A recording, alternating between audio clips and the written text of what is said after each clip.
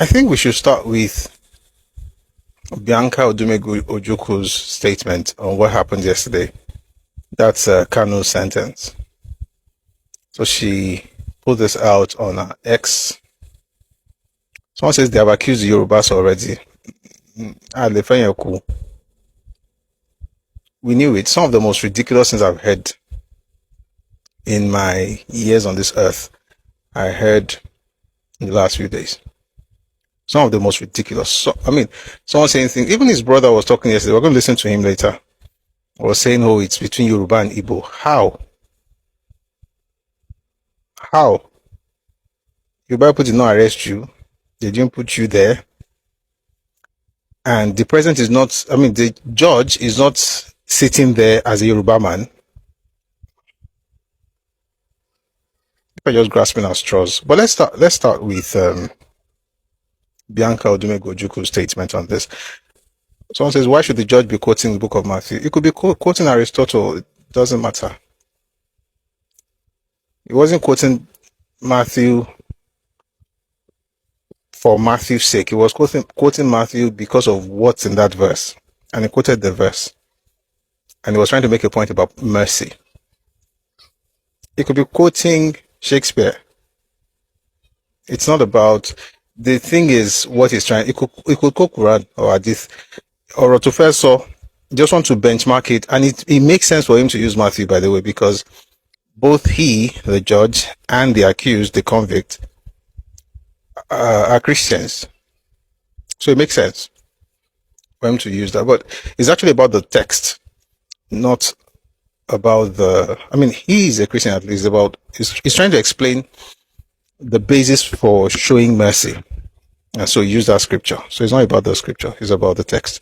Someone says Yoruba had fully declared war against Igbos long time ago. Since you have fully declared war on your ability to have brain. That's why you come here, you have no name, just be talking nonsense.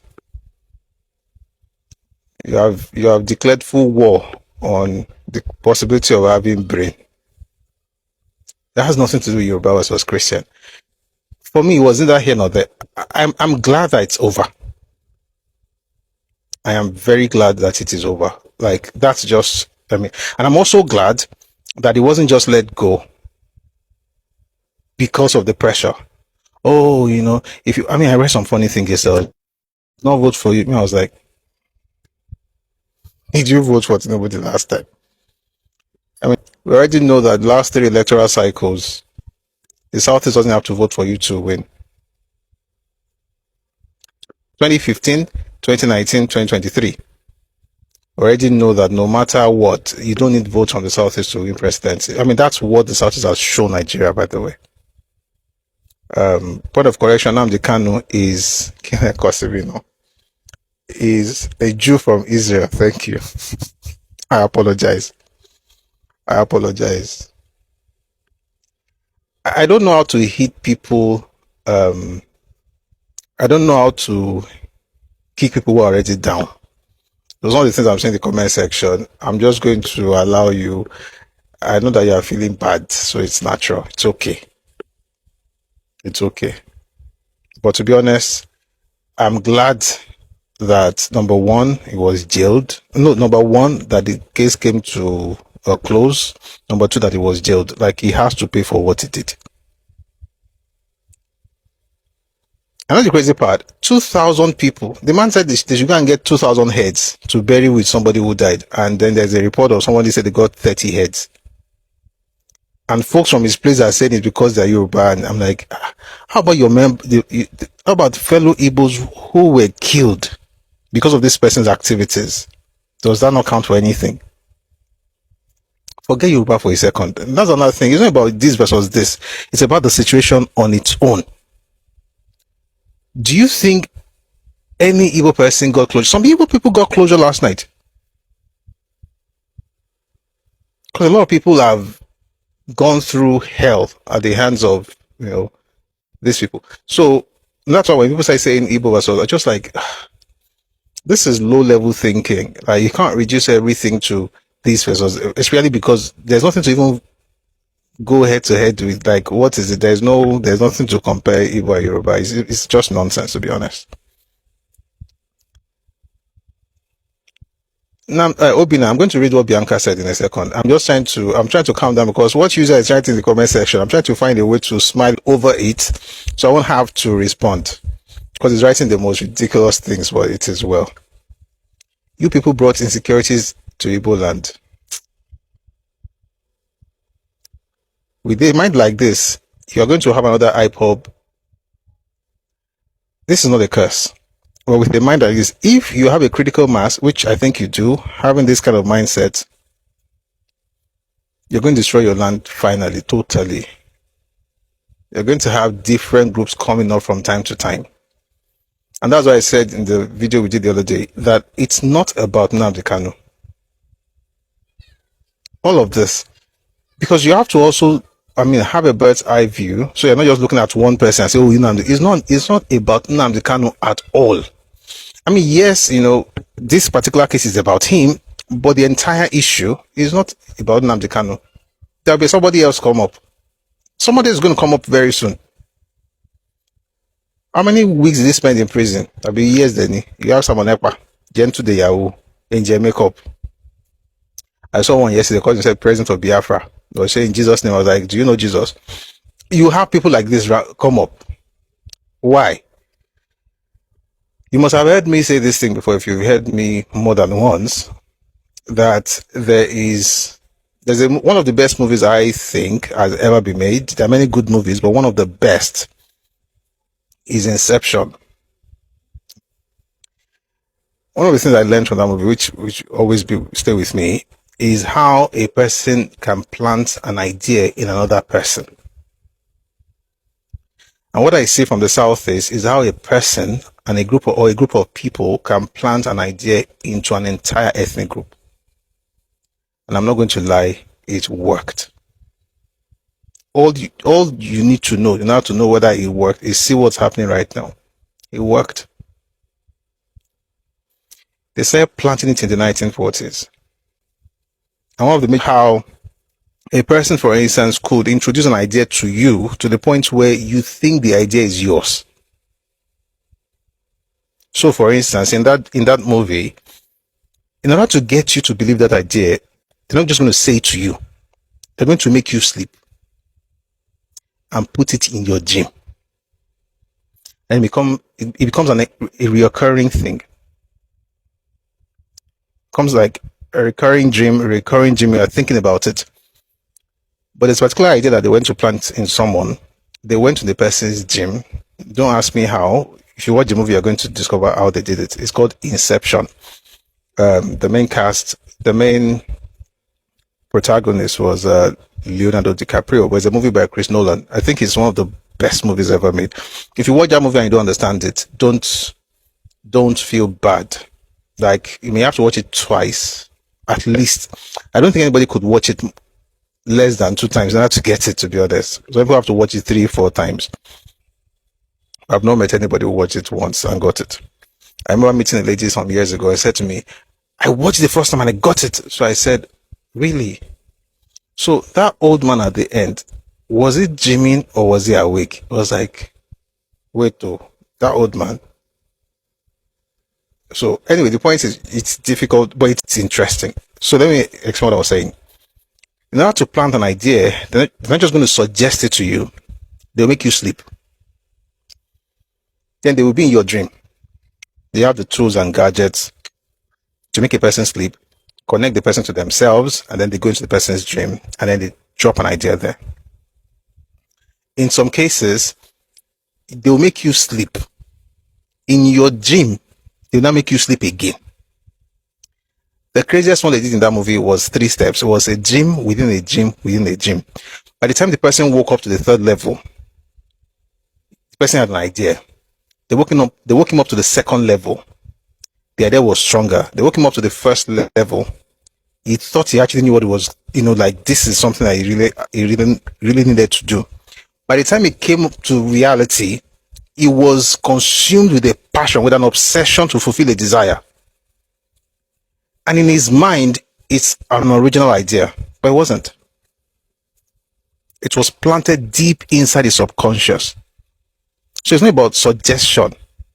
It was a properly planned and executed project. If you study books about the Civil War, sincerely, you feel bad for people from the Southeast. And it's not so much because people died and it was horrible. But beyond that, it's the lies. Beyond all the death, which of course is unfortunate and terrible, beyond all of those things are the lies that were propagated. Now, if you've been told that repeatedly, I read here the other day that during the war, in the heat of the moment, when the Nigerian army was advancing on Enugu, they had taken Nsukka, people in Radio Biafra were telling their people that they were already taking Nsukka back. Meanwhile, they had lost it a long time ago. Nigerian army had taken Nsukka, they were getting into Enugu. And folks in Radio Biafra were still telling people in town something differently. The Nigerian officers were so angry, they had to throw 2 artillery shells in the radio station. Not to kill anybody, but in that compound. So that the folks broadcasting could escape, could run out of the studio. Like, these lies are too many. It was so bad that the people in town were like, when they heard the artillery, when they heard the sound, boom, boom, of the explosions, they were like, oh, those are Biafran scientists. They're testing out the experiment. They're testing out their inventions. That was an experiment. That was what they were telling themselves. By the way, what I just said right now, you find it in the book by an Igbo man. The man's name is Nelson Ota. The book is called The Trial of Biafra's Leaders. Now, here's the issue. People have been told different things. Oh, 20 pounds, I will lower hate you. Oh, they didn't allow food to come to you. Oh, Yoruba people are against you. Everybody hates you. You are marginalized. You are victimized. They've been saying that one since the 1940s, by the way. Zeke started this whole thing in the 40s. Put agenda, push it.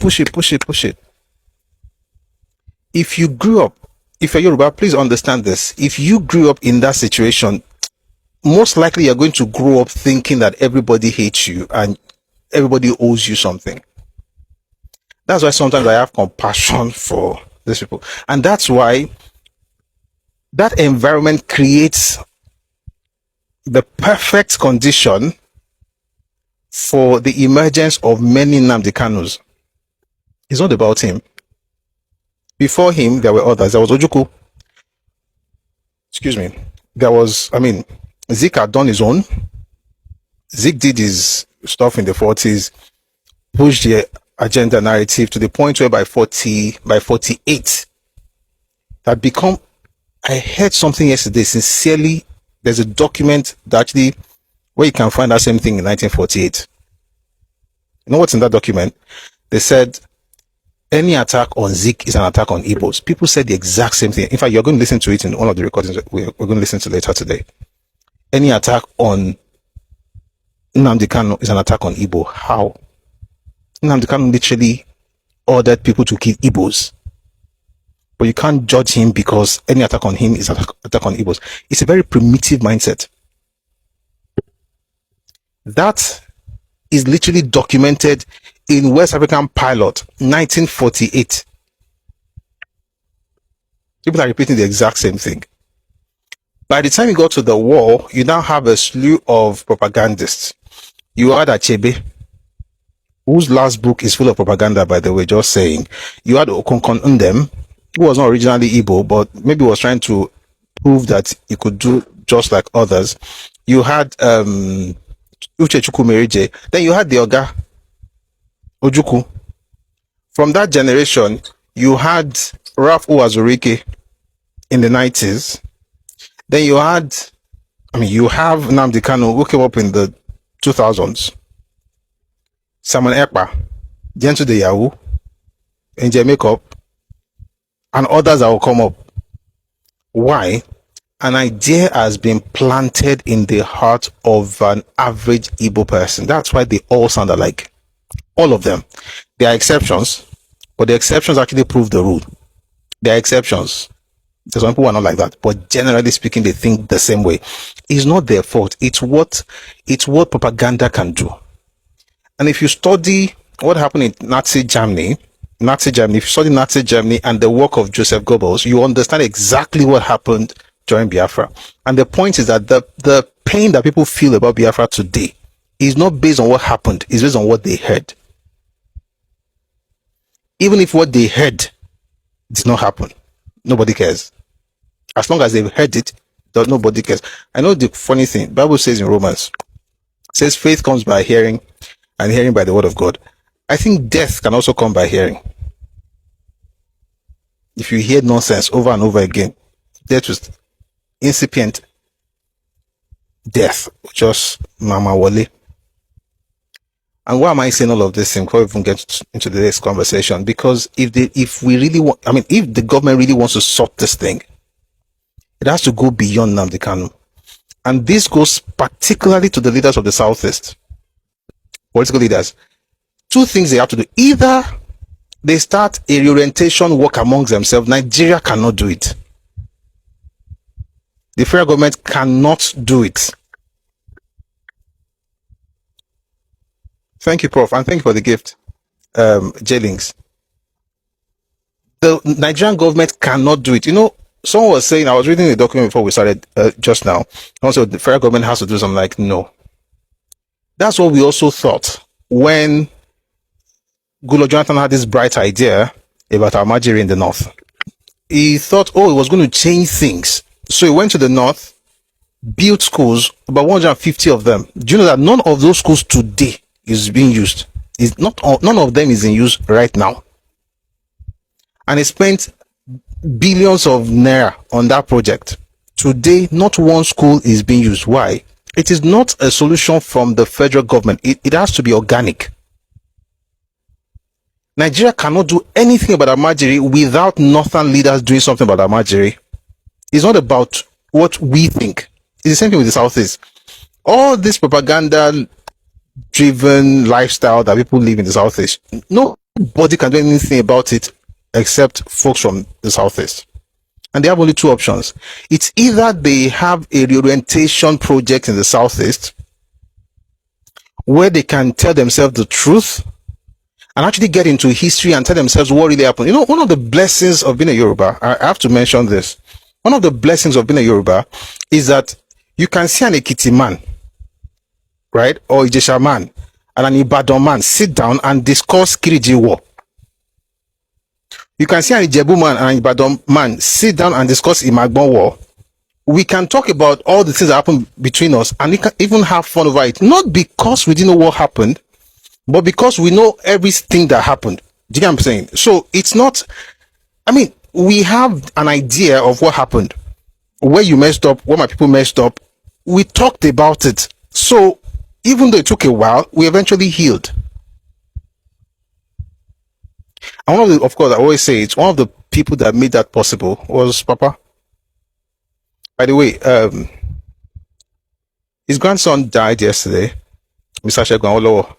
May so rest in peace, and may God comfort the entire Olowo family.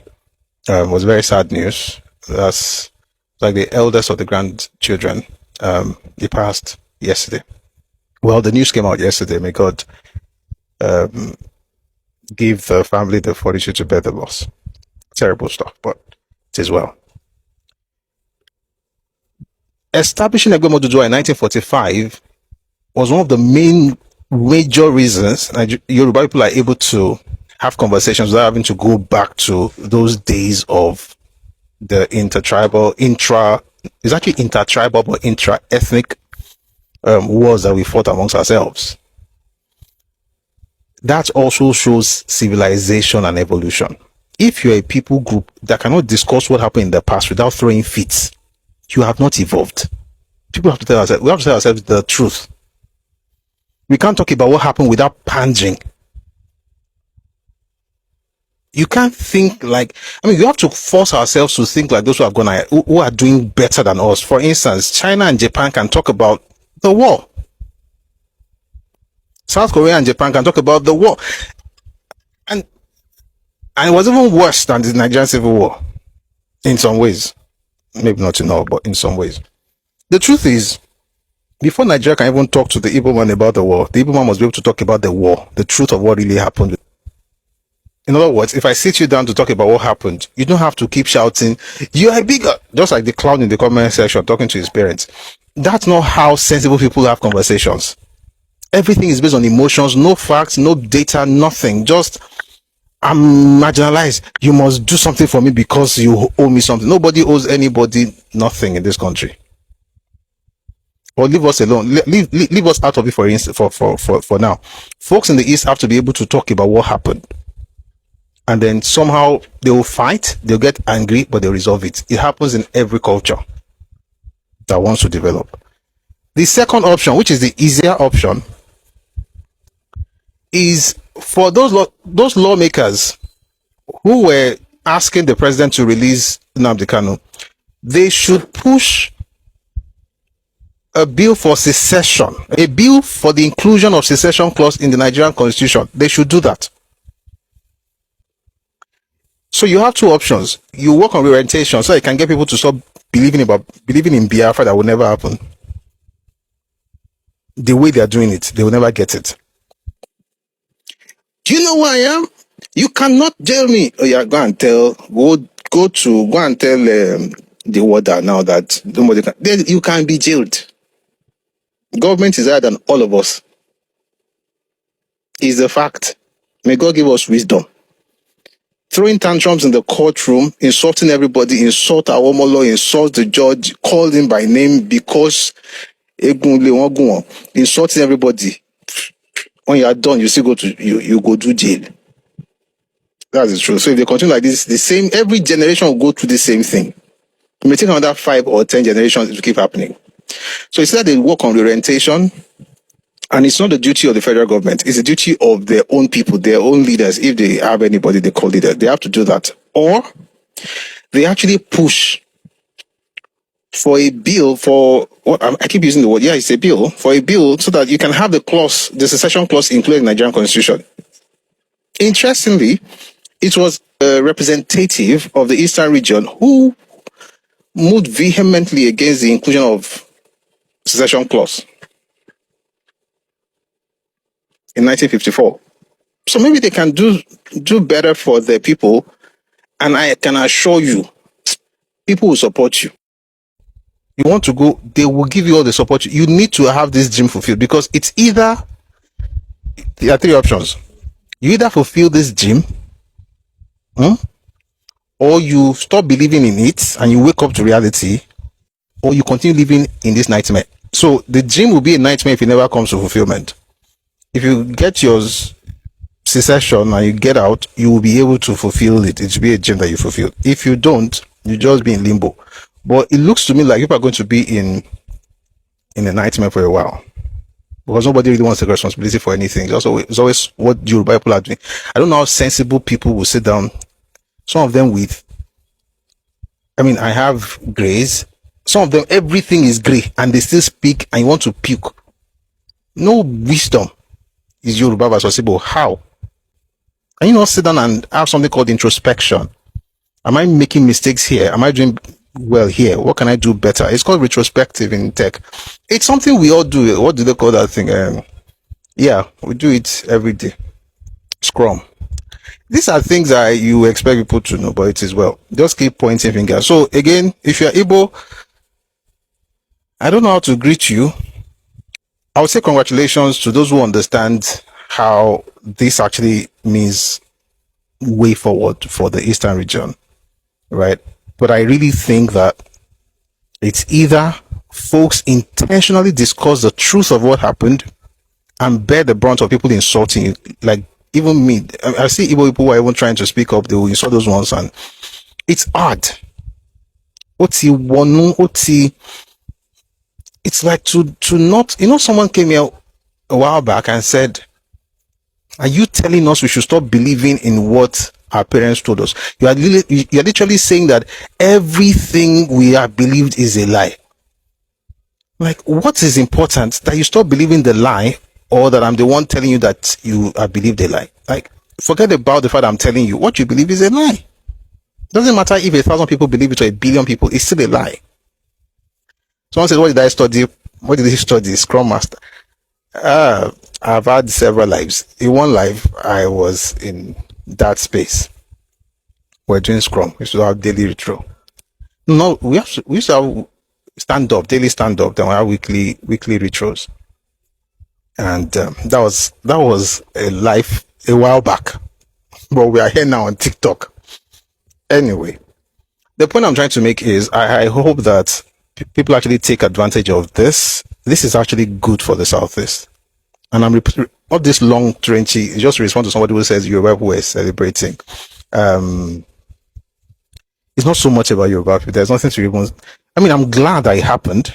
Two reasons I've mentioned earlier in case you're just joining us. Number one, I'm glad it's over. Number two, I'm glad he's also going to jail, even if it's for 2 days. Why? Because if you don't do anything, if you don't punish him for this, you have set a precedent for everybody. Anybody can just move anyhow. It doesn't have to be. I mean, life imprisonment is a boy. Life is life. Oh, they gave him life. They gave him for some counts. I think count 1, 2, 4, and 6. They gave him 20 years for another count, 5 years for another count. And the man said because of mercy, they will run concurrently. I was like, what are you talking about? Or Terry. Sorry, I laughed. I'm sure people understand why I'm laughing.